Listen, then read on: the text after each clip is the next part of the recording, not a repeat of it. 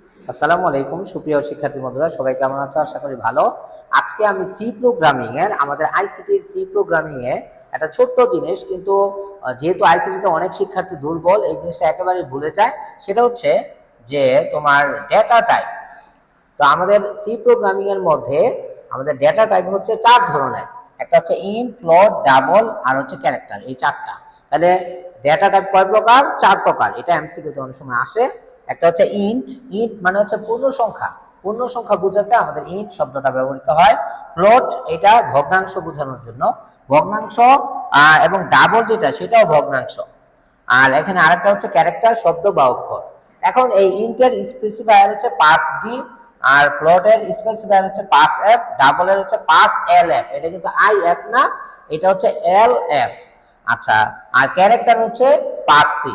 এখন এই যে pass D, pass F, pass L F, pass C, এই জিনিসগুলা কিন্তু আমরা অনেক সময় বুঝি না। আমি একটু সিম্পলি ভাবে জিনিসটা বুঝাই। ধরো যে তোমার তুমি যে কলেজে পড়ো ওই কলেজের একটা ড্রেস আছে, তাই না? তো ওই কলেজের ড্রেস তোমাকে স্পেসিফাই করতেছে যে তুমি ওই কলেজের স্টুডেন্ট। তো সুতরাং এখানে যখন তুমি সি প্রোগ্রামের মধ্যে ইন্ট এই ডেটা টাইপটা ইউজ করবা, তখন তোমার এই পাস ডি দিয়ে তাকে স্পেসিফাই করতে হবে বিভিন্ন ক্ষেত্রে। ফ্লোট যখন নিবা তখন পাস এফ ইউজ করতে হবে, ডাবল যখন নিবা পাস এল এফ। তো এমসিকিউ তে অনেক সময় আসে যে ফ্লোট এটার স্পেসিফায়ার নিচের কোনটি, ক খ গ ঘ। তো সেখান থেকে তুমি পাস এফ এটা এমসিকিউ আকারে করবা।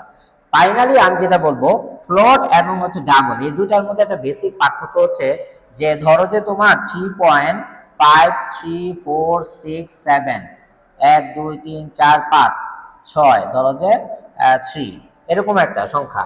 তাহলে এই যে পয়েন্টের পরে কিন্তু আরো 6টা সংখ্যা আসছে।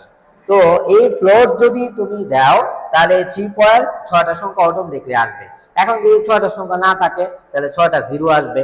যদি দেখা যায় পূর্ণ অপূর্ণ দুইটা সংখ্যা স্পেসিফাই করার জন্যই ফ্লোটটা ইউজ করা হয়।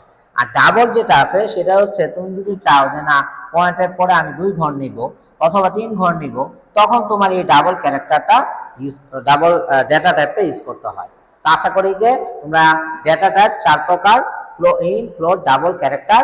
ইন্টের স্পেসিফায়ার হচ্ছে পাস ডি, এবং ফ্লোটের স্পেসিফায়ার হচ্ছে পাস এফ, এবং ডাবলের হচ্ছে পাস এল এফ, এবং ক্যারেক্টার। ক্যারেক্টার মানে হচ্ছে শব্দ, এক অক্ষর। যেমন আমরা যদি কোনো যে ক্যাপিটাল লেটার, স্মল লেটার বোঝানোর জন্য শব্দ বা অক্ষর যদি আমরা কোনো জিনিস প্রিন্ট করতে চাই, তখন আমার এই ক্যারেক্টার ডেটা টাইপটা ইউজ করতে হয়। ধন্যবাদ সবাই।